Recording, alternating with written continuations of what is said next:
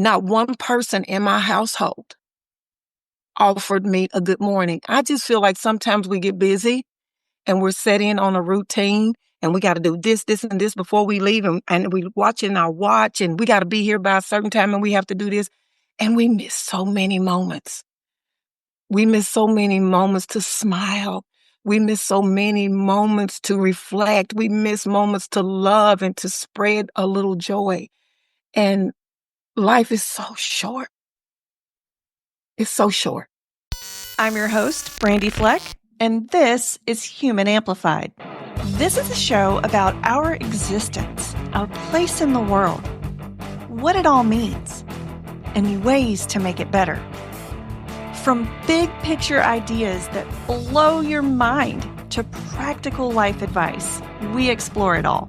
We amplify the voices of healers, survivors, mystics, disruptors, scientists, creatives, and everyday people like you and me to expand our consciousness and use that awareness to evolve into who we really want to be in the depths of our soul. Humans Amplified. Thanks for tuning in. If you enjoy this episode, please go rate and review the show. And remember to subscribe where you get your podcasts and on YouTube. Today's episode is dedicated to the life and legacy of DeEbony Groves. She was the victim of a mass shooting at a Waffle House in Antioch, Tennessee in 2018. Since her tragic passing, her mother has created the DeEbony Groves Foundation, a nonprofit spreading hope for the future and supporting mothers in grieving the loss of their children. You can support this important work by making a generous donation. You can donate on Cash App, by check, or go to any Regions Bank worldwide. The Cash App handle is $ Hope for the Future 42218. And Hope, the, and future are capitalized, and 4 is the number 4. Again, that is $ Hope for the Future 42218. You can send checks to P.O. Box 1023, Gallatin, Tennessee 37066. And again, you can go to any Regions Bank and let them know you want to place a donation to the DeEbony Groves Foundation. Learn more at DeEbonyGrovesFoundation.org. For the links mentioned throughout this episode, check the description box on YouTube or the show notes at humanamplified.com/episodes/143. What does being human mean to you? I feel like that covers a lot of territory, but try to sum it up. To me, it would be a heavy load because you probably cover a large territory of responsibilities for a lot of people that may look up to you or believe in you. And as humans, sometimes we fall, and that's not our intent. But we have to figure out a way to still get our focus back together and keep moving forward and continue to shine. Beautiful. Thank you so much. You're welcome. Everyone, today we are welcoming to the show Shirl Baker, or Shirl Groves Baker. She's the founder of the DeEbony Groves Foundation based in Gallatin, Tennessee. And despite the devastating loss of her daughter, and after much research, Shirl realized there were no local avenues for grieving mothers' voices to be heard or to help guide them down the lonely, dark path of recovery after the loss of a child, which has happened to Shirl. And with the knowledge she obtained and a passion in her heart to serve, Shirl channels her heartache into immense strength to restore hope for the future by reaching out to mothers in the Tennessee area who have lost a child or children through tragic death. Through Shirl's vision, the Foundation's goal is to provide support groups, financial assistance, and empowerment to grieving mothers as they press forward towards living their new normal. Shirl's a child of God, a wife, mother, and an anointed praise and worship leader at Grace Tabernacle Christian Center in Portland, Tennessee. And she's had many speaking engagements, and so I'm excited that she's going to be here today. She has a really important story to share. She's a woman who is focused on the will of God as she lives each day by the grace of God. So, Shirl, welcome to the show. Good morning. Good morning. Thank you for having me. Yeah, thanks so much for being here. What else do you want listeners to know about who you are and what you do? I would like for the listeners to know that I am a survivor. And every single day that I wake up, I just live and thrive to survive. I don't want what I've been through to define who I am or where I can go in life, but I am definitely on a mission, on a mission. Oh, okay. What's your mission? My mission is to reach out to the mothers. It just holds a very, very, very special place in my heart. Well, and I know that we had coffee a while ago before we Yes, decided to do this podcast interview, and you told me all about your life, and you mentioned that you have two grown children, yes, and yes, yes, and DeEbony is passed on. yes. But what do you want us to know about your children? My oldest, D'Angelo Groves. Oh my God. He is so dedicated. He's compassionate. He loves to work out. He holds down about 3 jobs right now, and he also plays an organ at his church where he attends in Franklin, Kentucky. So he's really busy and very dedicated, and he is the reason that DeEbony decided to go to Belmont because he fell in love with the campus first, and she looked up to her big brother. So as she graduated, she decided she wanted to go there as well. Beautiful. Okay. So it sounds like they were really close. Very close. They were 10 years apart in age, but the bond is just unbelievable. So a lot of people in Nashville, which is where we are, well, we're in the surrounding areas, they sort of know your story. Mhm. But we have an audience that's more global for this podcast. And so for the people who don't know your story, just if you wouldn't mind taking as long as you need to just tell us how your life was changed forever. Yes. I just recall often we say words or give encouragement to others, and we really don't. We mean well, but until it happens to us, the story becomes surreal, alive. On Sunday morning, April 22nd, 2018, I recall being up. I cook breakfast every Sunday morning, and I turned the news on, and they were airing the shooting. As the cameras skimmed the parking lot, I'm looking because my daughter had my car. I didn't see my car, so I was thankful for that. But then I started praying for the people that had been affected. Still didn't know, finished breakfast, got a shower, went to church, had the best day ever at church, the best day ever. By the time church was over, I turned my phone on, and as far as I could scroll, I had all these messages. I'm like, what is really going on? So while I'm trying to figure out what is going on, my son called another lady at the church. Is my mom at church today? And they were like, yes, I need to speak to her. So DeEbony had been out the night before and she didn't come home. And her roommate at Belmont said that was not her character. And she was just reaching out to my son to see if he had heard anything. Of course, he hadn't. He was out of town for a wedding. So he reached out to me. After I finished cooking breakfast and before I went to church, I sent DeEbony a message because sometimes she works on Sundays. And I said, there's been a shooting and the predator is on the loose. Please be careful. Watch your surroundings. Have a blessed day. I love you. By this time, I ran to my pastor and I said, my daughter is missing and I have to go to Nashville. So he immediately asked everybody for a moment of silence. The whole congregation came together to pray. And 2 ladies at church drove me to Nashville while I sat in the back seat and answered all these messages and made phone calls.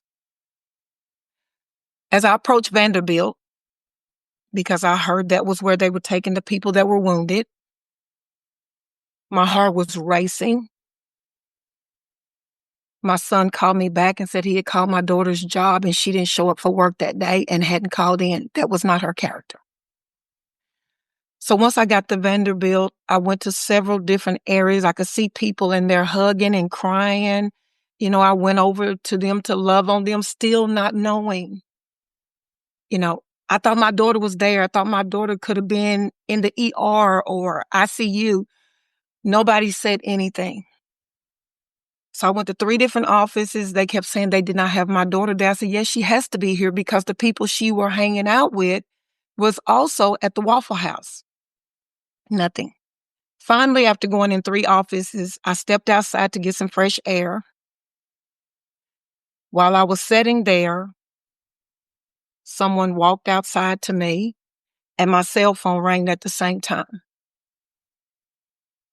It was family and friends on one line. My husband was calling on one line, and someone from Vanderbilt was standing in front of me to let me know that my daughter wasn't there because she died on the scene.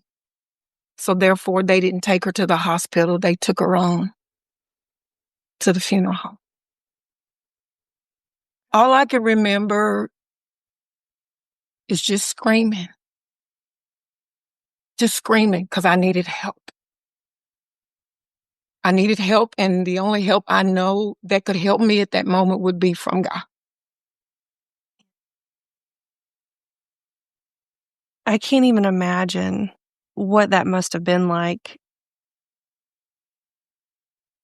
I still struggle to describe it. I often tell people horrible, devastating, horrific. All of those are good words. But my tragedy that I experienced, I feel like at times someone stuck a knife in me and kind of carved it down into my soul.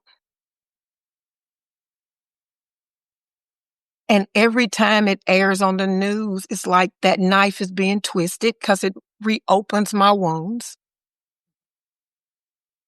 And I feel like even though I'm pressing forward, that hole, that loneliness, it will never, ever be filled.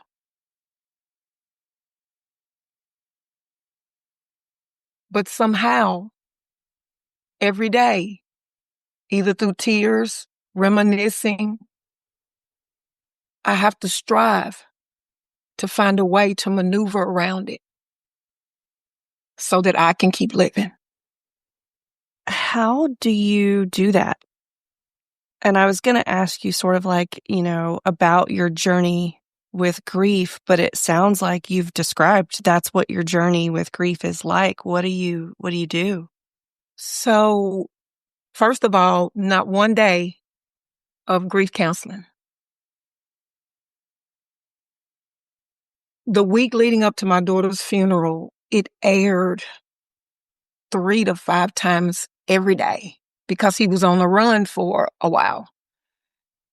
And I was like, I could feel my insides spiraling down like out of control.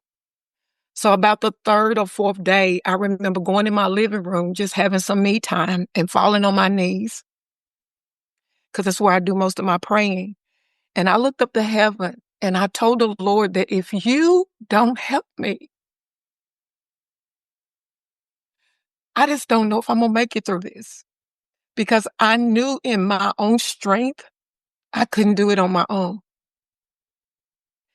And from that point on, when I get up to do my devotion, these scriptures was like being dropped in my spirit. So there was about 7 to 8 or 7 to 9 scriptures, and I incorporated them every single morning with my regular devotion for over a year. And even though I still cried every day, I could go back to these scriptures and I remember feeling light, feeling just a little bit easy. And it helped me to have the strength that I needed to get up every day and keep fighting and keep looking forward.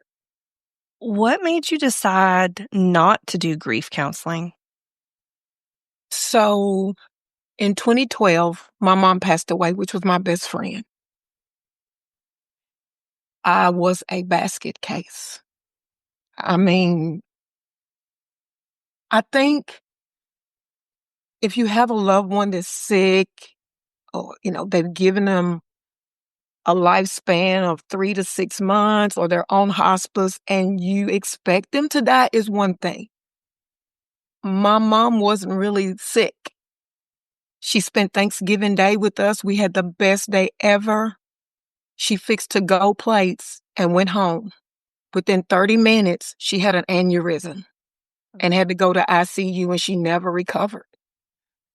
So that was really, really devastating for me. And I went to grief counseling. And while I was there, I ended up praying for other people.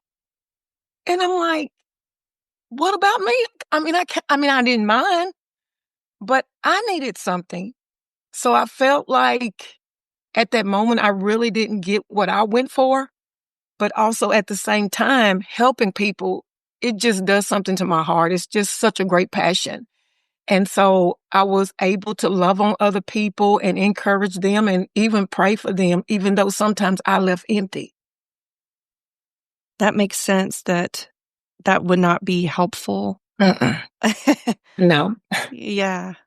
Well, I want to ask you too. So I know that as a trauma-informed professional, when you see that on the news, it's going to reopen your wound, like you said. So could you just explain for us a little bit about why it's okay to talk about it now? Because is it reopening that wound for you, and is it worth it? Yes, I think it's worth it. It does reopen the wound, but I think it's my therapy. Okay. I still cry. I will probably cry again before this is over, but after I talk about it, it just feels like a weight has been lifted. And I often tell the mothers, because they try to be strong and not cry and hold it in, and a lot of them often share that I do this, this, and this for my family. I do this, this, and this for my kids. I do this, this, and this for my grandkids. I said, but look, what about you? I said, you have to release the weight that you're carrying or it'll beat you down.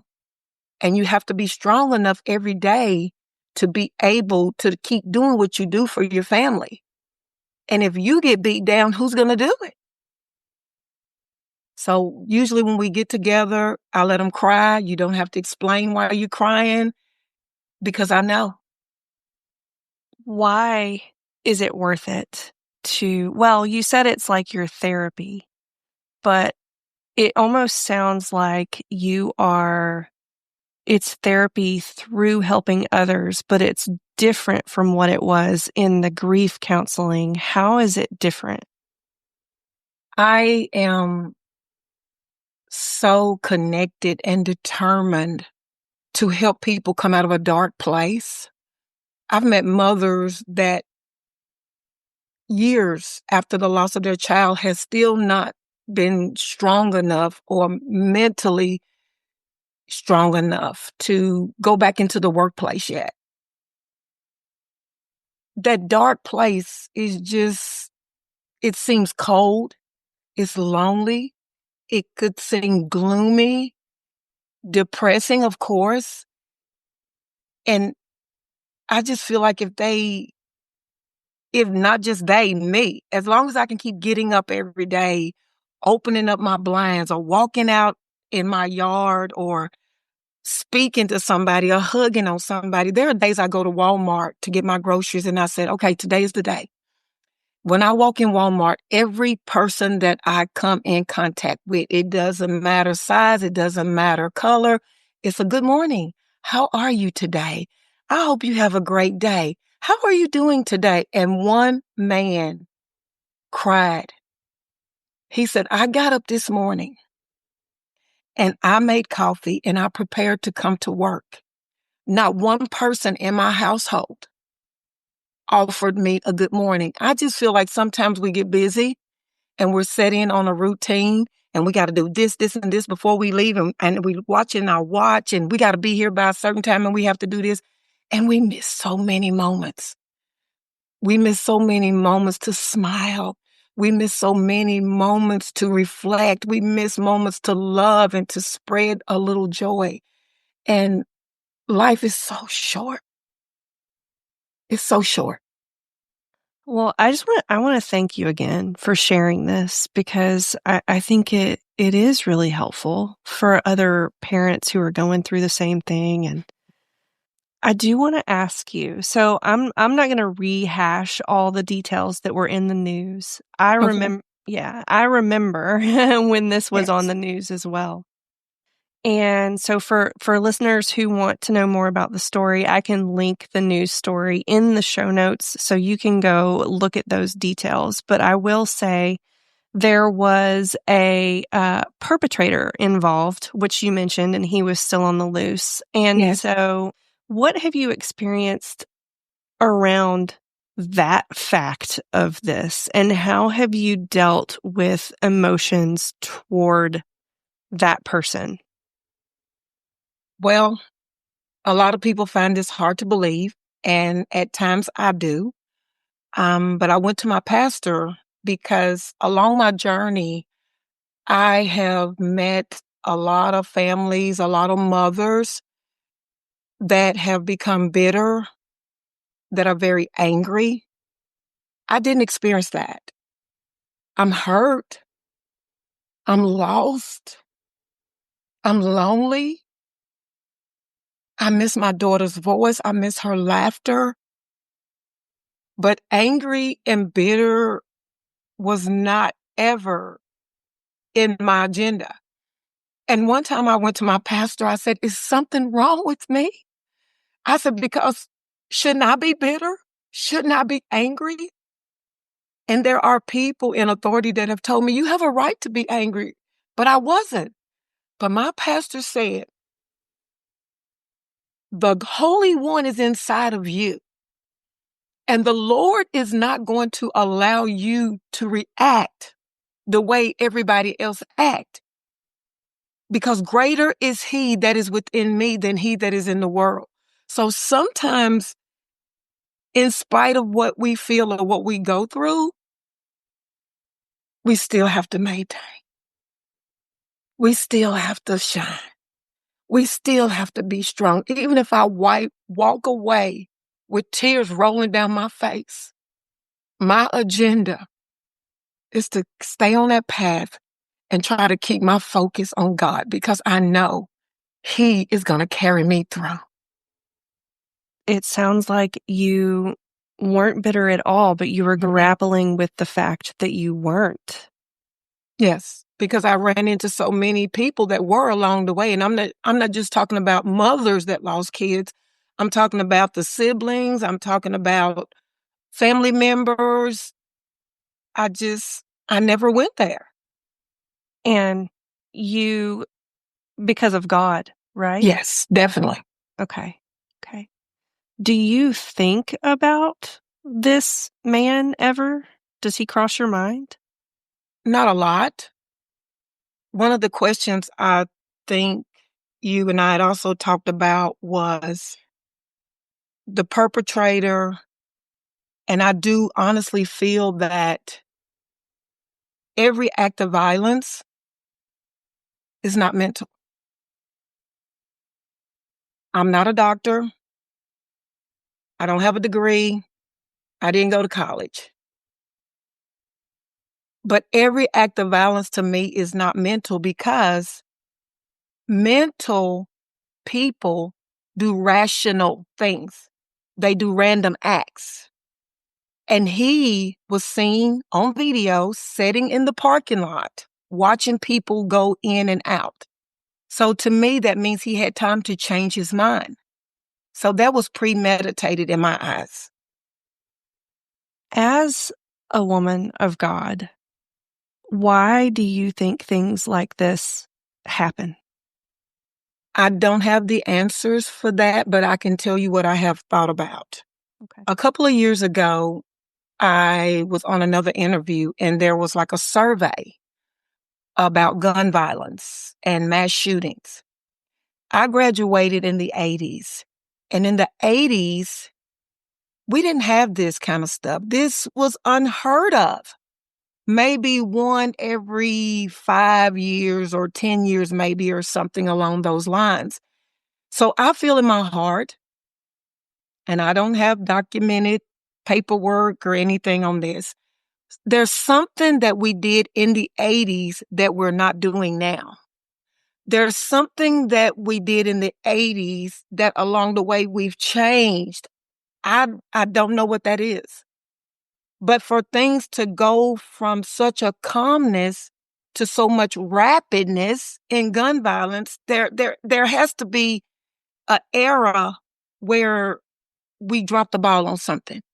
And when I say we, I just mean America as a whole.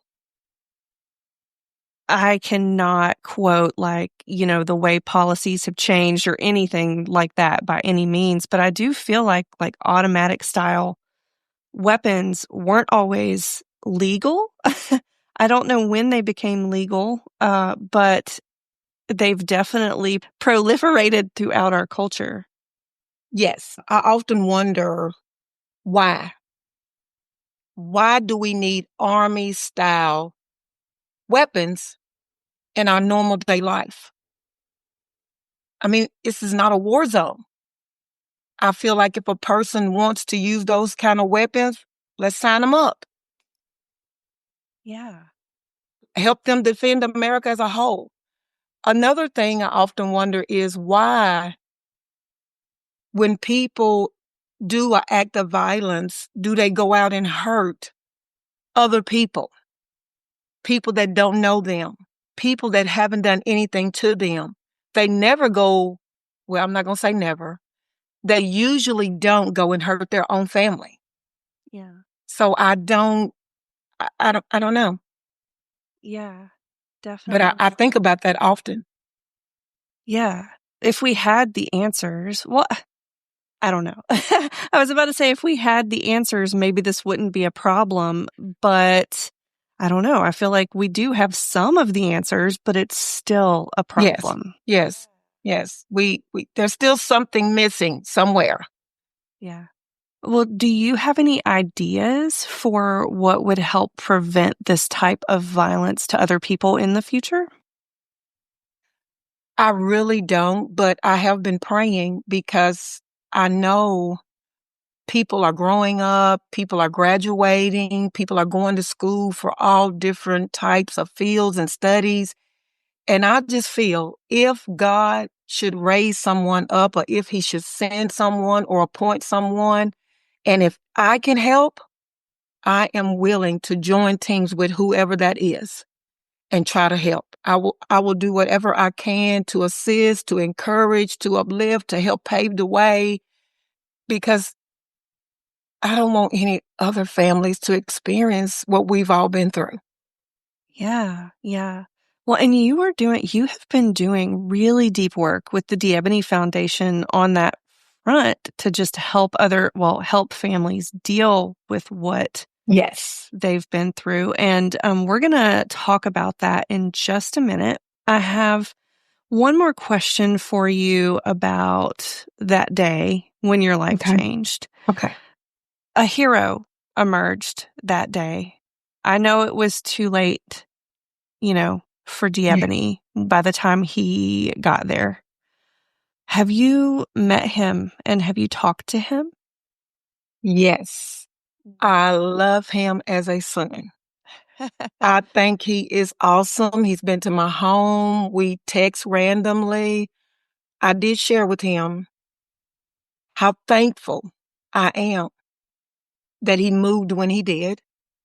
Even though my daughter did not survive, I am totally sold out that if he had not moved when he did, there would not have been one witness left in that place. All they would have had would have been the video because the perpetrator was reloading his gun.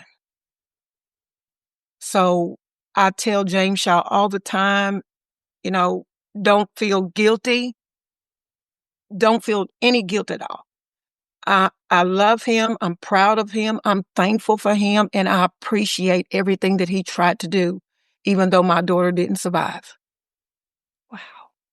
I went back over and read some stories about him Yes. because I think that is an interesting shining light that came out of a very dark situation. Yeah. And when this all first happened, he was saying things like, well, I was just saving myself. Yes. Didn't have a minute to think about if the other Yes. people were there. It was just a moment of survival. Yes. What would you say about those sort of feelings from him? He was truthful. He shared some stuff from the Waffle House with me, but in the midst of sharing, I stopped him because I didn't want it playing over in my mental. So when the shooting actually started and he was running for his life, he was stepping on the tables, running. But of course, as he's stepping, he has to look down because in between the tables were spaces, and it could have been bad if his foot had a fell off in there, he would have been trapped. So as he's running and looking down at the same time, he said, I saw your daughter. He said, I can tell you. I said, I said, I just want to remember her the way I remembered her last. And I had spoke with her on that Saturday before it happened on that Sunday. And so he struggles. James Shaw, he carries a heavy load still to this day. I would imagine every time he closes his eyes, he relives it. I can imagine that every time he hears a noise, it triggers. I just feel like that's a lot. And so I do let him talk and vent with me, but at some point I stop him because I don't want to know all the details. That makes sense. Yeah. And even when we went to court, they showed pictures, but they took the sound away. Okay. That's So sad. yes, because I just know that I just think that would be devastating. Yeah, for sure. Okay. Well, I'm really glad that you two have formed a relationship. And even if he didn't think he was a hero in the moment, he Yes, really was. he was. He was. Yeah. Well, and one more thing, I know in the beginning you mentioned that you had scriptures playing to you as you were sort of going through the Mhm. emotions. Well, I was going to say, how did you start kind of dealing with that or incorporating those into your life in a way that was helpful? As I do my daily devotion every morning, I got like 2 or 3 books that I read every single day. I love Joel Osteen. Every year, somebody gives me a devotional book, and I'll read the book whole year, and every Christmas, one of my girlfriends gives me another one. So as I do my devotion, I pick out a couple of my scriptures, and I share them. So I kind of make a keepsake for the mothers. So every year I incorporate my scriptures that they may help them and they may not. It may not be for everybody. But I make this and I laminate it. So this year was DeEbony Groves Foundation 2025. And I incorporated all the scriptures that the Lord has inspired me with. And I mean, they just encourage you. They let you know you're not alone, that he's with you and that he'll make a way for you. Uh, one scripture in particular, I went on a trip with James Shaw to Washington and to speak on his behalf. He got a Heroes Award and they asked me to come. And I shared how awesome I thought he was and how kind he's been and how much I appreciate him. And in this scripture, the Lord allowed me to know that I didn't need to fight. In what I'm in is a battle, but in this battle, I don't have to fight. He's going to fight my battles for me. So all I got to do is keep getting up every day, keep confessing him every day, keep reading my devotion, keep spreading love, keep trying to spread joy. And in the background, or on my side, on the left and the right, God is going to be there, or he'll plant somebody beside me that can encourage me along my way.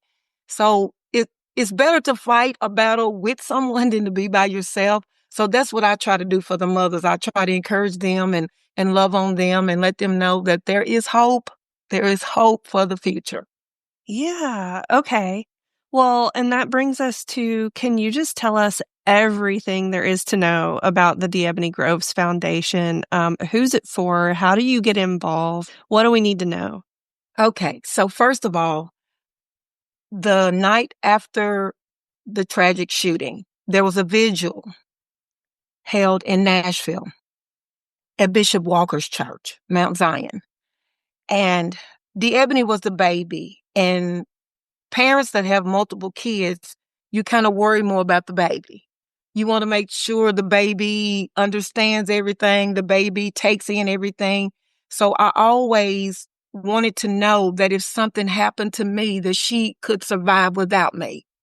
So at the vigil, people was coming up hugging on me. And when you hug or embrace someone, once the hug is over, you let go and you move on. So as I tried to move on, they were still holding me, whispering in my ear, "Oh my God, DeEbony was an awesome person." Another one would say, "Oh my God, I was struggling in this area and DeEbony was there for me. Oh my God, I did this and it was wrong and DeEbony told me I needed to go back and fix it." So with tears running down my face, in my heart, that moment, I knew she understood everything I was trying to instill in her as a parent. So I left knowing I wanted to do something, but I wasn't sure what I wanted to do. So in 2019, someone paid forward and sponsored me to attend the Trayvon Martin Foundation in Florida.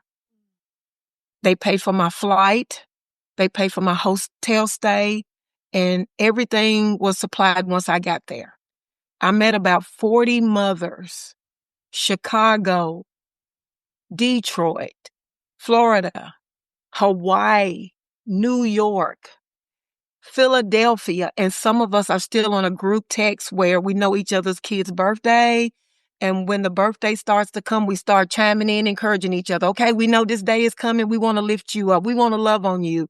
We chime in on each other's birthdays. So actually on our child's death day. So from that moment on, I thought, okay, this is what I want to do.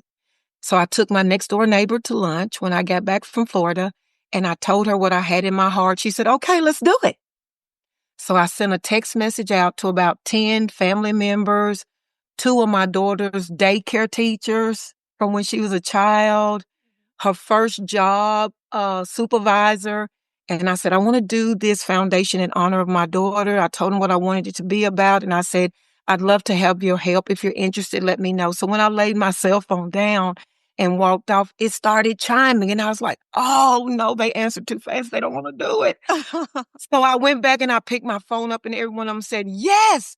What do I need to do? When are we getting started? Count me in. And tears just start rolling down my face with joy. So it started out, I wanted to reach out to mothers in the Tennessee area only because since I'm new at this, I don't know what to expect. And I want to make sure I want to give the mothers everything that they need. I didn't want them to come hurting and leave hurting. So I started off with a small number.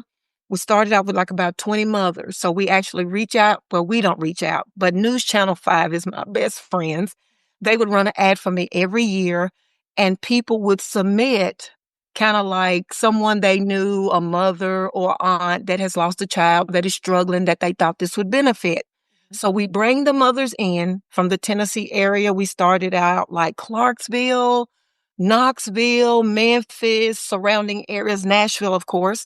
And we bring them in for an expense-paid weekend. We pay for their gas to get there. They bring their gas receipts. We reimburse their money to go back home for gas. Their food was supplied the whole entire weekend. I'd had guest speakers come in. Usually on Friday night, it's a meet and greet. My daughter was a member of the Delta, so the Deltas usually come on Friday for entertainment. And they would also share videos. Each one of them had a funny story about my daughter. Because even though what we've been through is bad, we don't want to cry and stay in the valley the whole weekend. So they would share their stories. One year they even made a video and 2 teachers from Belmont made videos and they were on there as well sharing their stories. And so after the meet and greet on Friday, on Saturday, we have what we call a pampering session because all tragedy doesn't make the news and everyone doesn't have a support group. So we try to show them love and taking care of yourself when you're going through tragedy and dealing with grief. You just don't, it's not in your top 10 things to do. You know, you might not want to get up today. You may not want to comb your hair today. You might not want to go outside and get sunshine today. So we have people to come in and do back massage. They get facials done. They can get their face makeup put on. We do yoga.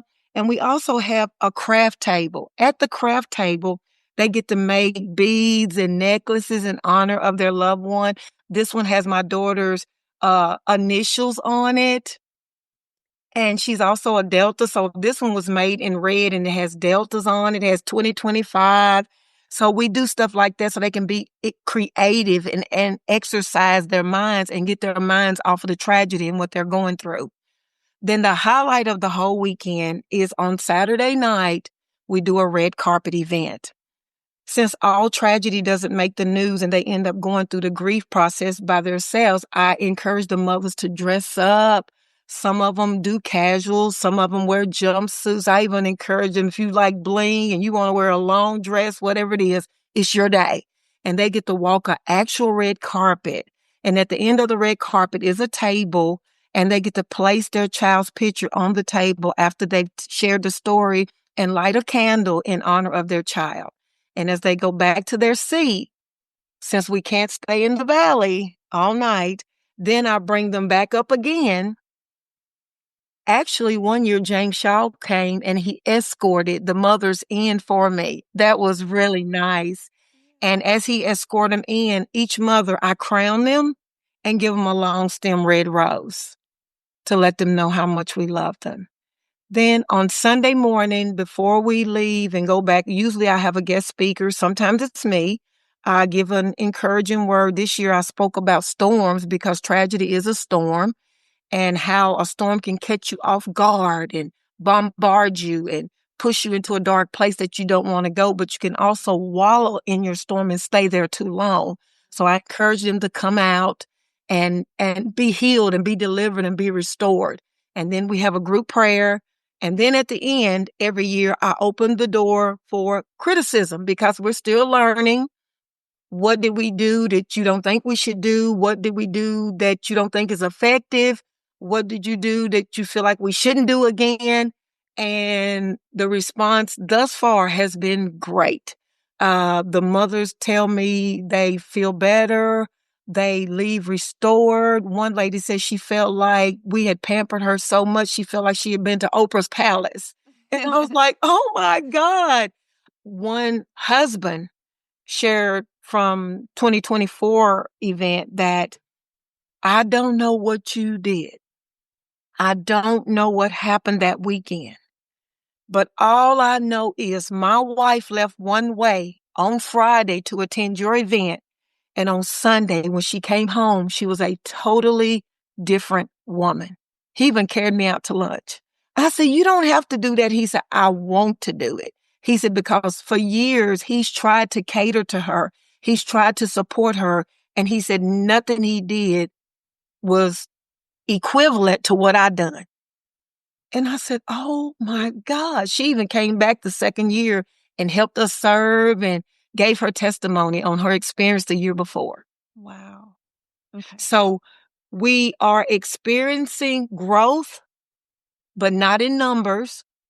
We're experiencing growth in territory because I don't know that growing too big in numbers and the mothers leaving and not getting what they came for is really effective. So right now we really support like about 10 to 15 mothers every year. Okay. But in territory, the past 2 years, we've experienced growth. We've reached out to the Kentucky area.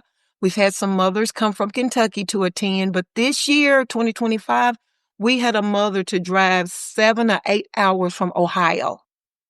Wow. And that's expenses paid. Yes. When Yeah. she get there, I give her the same love and the same treatment. She brings her gas receipts. And for instance, if she fills up her vehicle with $100, I write her a check from the foundation for $200 that pays for her gas there and her trip back home. This year, I've talked to a mother from the Georgia, Alabama area that is interested in attending next year. Wow. Okay. Yes. How? So it's bittersweet because it means what we're doing is needed and it's effective, but it also means that families are still being broken and people are still losing their babies. Right, right. There's so much there. There's so much there. It's amazing that you're doing this work and that it is so healing. And so, how do women or mothers find you, or how do they get to take a part in this weekend?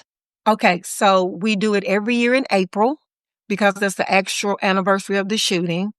Someone usually submit the mother, or the mother can submit herself. I've even had husbands to submit their wives because they needed to come. See. So they submit to our email, and I think you have a business card, so you'll probably put it on there, but it is Hope, the number 4, and the number 4 is my daughter's Delta number. The future 4/22/18, the death anniversary at gmail.com. So they submit just a small line or two or a paragraph. Like if someone was going to submit me, they would say, I would like to submit Shirl Baker to attend your event. She lost her daughter in the Waffle House shooting, yada, yada, yada, 2018. She is experiencing grief, and I think your event would benefit her. And so I personally respond to every email. I print them off, and then I carry them before my board members. I have about 10 board members on the foundation, and we read every email openly. There is not a dry eye. After we read the emails, then we reach out to the mothers and we let them know if they've been chosen or not, because we have to stay within a certain number. Gotcha. What about the mothers who don't get chosen? Do you reach out to them maybe for a different event the following year, or how does that work? Usually, if they're interested, they'll reach out to us. But sometimes since they'll have my phone number, they'll already reach out to me and say, okay, I'm still interested. Also, 2026, what I'm praying for is something for fathers. This year, there was a couple of mothers that brought their husbands, and the husband can come and they can stay in the wife's rooms, but they can't attend the entire event because women do not open up well in front of the men. But the portion that the husbands did attend, traumatizing this year. The husbands were so broken, we had to escort them out of the room. And it pierced my heart. And my board members was like, oh my God, we have to do something for the fathers. So I've talked to my pastor and another local pastor in my town, and I've got them on board with me. So my daughter was actually born on Father's Day. So 2026, if everything goes okay, we're going to have a one-day event for the fathers. And I'm working on that right now. That's amazing. And I think it's going to be called like something release and restore. Okay. Because, men are like, I'm tough, I'm strong, I'm not going to cry. And even though they're going through stuff, I think since they're the head of the household, sometimes they feel like weeping and crying is not what a man is supposed to do. But I personally feel like when you cry, you release the weight that you're carrying, and then you are strong enough to keep fighting every day the battle that lies before you. Yes. Okay. Okay. Well, everybody, I will put all of that information in the show notes so that you can go check it out. If you know of someone or you yourself would like to attend, you'll have the information so that you can apply or email Shirl. And then just for everyone's reference, what is the website where they can find you and your work? So we do have a DeEbony Groves Foundation.org. We do have a Facebook page, DeEbony Groves Foundation. We are working on some other networks right now, and it's a process because I tell people I'm kind of old school. So when it comes to high tech stuff, I kind of fear away from it. But I'm coming forward and crossing some boundaries. So we're working on some stuff. So being on here with you today was really a great accomplishment for me because I signed in and did everything by myself. That's awesome. Okay. Well, Perfect. So again, go check the show notes, get all of that good information. And how do you remember DeEbony, and how would you like us to remember DeEbony? I have a favorite picture of us, and it was just a random picture. One Sunday, it was Easter Sunday after church, she was just taking selfies at church, and I ran up to do a photo bomb, and I kissed her on the cheek, and she took the picture, and that one picture has spoken milestones in my life. And I often tell her she had $1 million smile. I mean, it's almost like when I'm at home, I think she's coming because she was so spontaneous. She would just roll in from Belmont, even if she just stayed 30 minutes to an hour, and then she'd hop in the car and take off again. But she was loving. She was energetic. She loved children. Oh, she loved children. That is kind of one of my dilemmas that weighs me down, because right now I feel like my future to have grandchildren is not going to be flourished. Some of her friends have had kids, and they tried to allow me to be the godmother, and I'm honored. I am so honored, and I appreciate them. But I hear all my friends talk about their grandkids and how the grandkids are so special and how they make them feel, and my heart thrives for that. Gotcha. Yes. Well, thank you for sharing that. And is there anything that I haven't asked you that you think is important to share? I think you've pretty much covered everything, but before I go, I kind of just want to offer encouragement, because I think sometimes we can feel like, why always me? Why always me? Why am I going through this? Or why am my family being attacked? No one is exempt from trials, tribulations, and struggles. But I promise you that if you can fight through the pain, if you can fight and push through the agony of defeat, if you can keep getting up every day, even if you can't do today what you did yesterday, the fact that you're still fighting, you're still striving, and you're still trying, at some point, you'll see a light at the end of the tunnel. You can and you will find hope for your future. And just know, life will not ever be the same. There's always going to be that portion, that piece of the puzzle that's missing. But my family and I often try to talk about her, keep the dream alive and reminisce on the moments and the laughter. And when we leave, we do feel better than we did when we got together on that particular event or that particular day. You got to keep hope alive. You got to keep the dream alive. So there is hope for your future. Beautiful. Hope for the future. Well, Shirl, thank you so much for coming on the show and just for the work that you're doing in the world. Thank you for the opportunity to share, and I thank you for the bond that you and I have connected.